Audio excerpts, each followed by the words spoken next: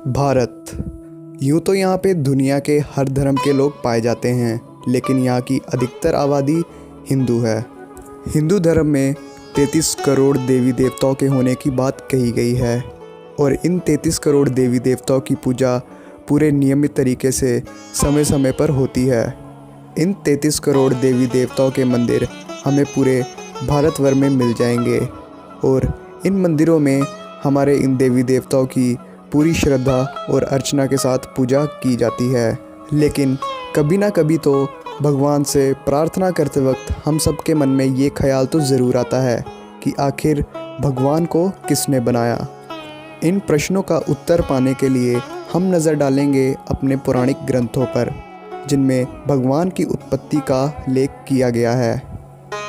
हम नज़र डालेंगे शिव पुराण पे, जिसमें हमारे इस सवाल का जवाब मिलेगा। शिव पुराण के हिसाब से भगवान की उत्पत्ति एक ऐसी स्थिति में हुई थी जिसे हम सोच भी नहीं सकते। ये एक ऐसी स्थिति थी जहाँ पे समय शून्य के बराबर था, जिसे वैज्ञानिक भाषा में सिंगुलैरिटी कहते हैं।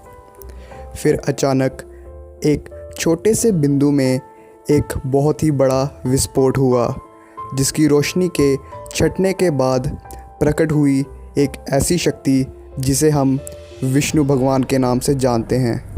विष्णु भगवान करोड़ों सालों तक इस अंधकार में घूमते हैं और अंत में ये पाते हैं कि वो इस पूरे अंधकार में बिल्कुल अकेले हैं। लेकिन इन्हीं सालों में उनके साथ एक और शक्ति घूम रही होती है, जिन्हें हम ब्रह्मदेव के नाम से जानते हैं। ब्रह्मदेव विष्णु भगवान की नाभि में से प्रकट हो उठते हैं और प्रकट होने के बाद वह विष्णु जी को देखकर ये कहते हैं कि शुक्र है कि उनसे पहले भी कोई है और वह इस पूरे अंधकार में अकेले नहीं हैं। लेकिन ठीक उसी समय ब्रह्मदेव और विष्णु जी में ये बहस हो उठती है कि आखिर उन दोनों में से बड़ा है कौन। बहस बड़ी होने ही वाली थी कि उसी समय एक काले धुएं में से तेज़ प्रचंड रोशनी निकलती है, जिसमें से महादेव प्रकट हो उठते हैं। महादेव को देखकर ब्रह्मदेव और विष्णु जी हैरान रह जाते हैं और फिर ठीक उसी समय महादेव उन्हें कहते हैं कि जो कोई भी मेरा अंत और शुरुआत ढूंढ पाएगा वो ही सबसे बड़ा होगा।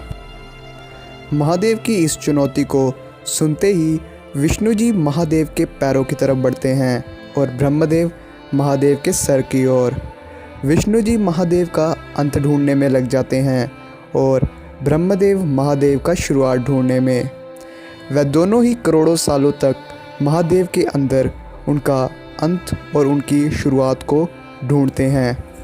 करोड़ों साल बीत जाने पर जब ब्रह्मदेव और विष्णु जी वापस आते हैं तो महादेव विष्णु जी से सबसे पहले पूछते हैं कि आखिर उन्हें उनका अंत मिला या नहीं।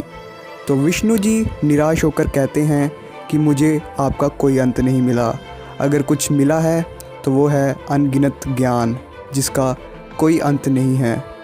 ये सुनकर महादेव मुस्कुराए और फिर वह ब्रह्मदेव की ओर चल पड़े, उन्हें पूछने के लिए कि आखिर उन्हें उनका शुरुआत मिला या नहीं। ब्रह्मदेव के पास पहुंचने पर महादेव ने ब्रह्मदेव से पूछा कि आखिर उन्हें उनकी शुरुआत मिली है या नहीं। तो ब्रह्मदेव ने बहुत ही घमंड से महादेव को कहा कि हाँ, उन्हें उनकी शुरुआत मिल गई है और वह जानते हैं कि वो कहाँ से प्रकट हुए थे। ये बात सुनते ही महादेव ब्रह्मदेव पर क्रोधित हो उठे और अपने क्रोध की आग में उन्होंने ब्रह्मदेव का एक सर धड़ से अलग कर दिया। फिर महादेव ने ब्रह्मदेव को कहा कि ना ही मेरा कोई अंत है और ना ही मेरी कोई शुरुआत है।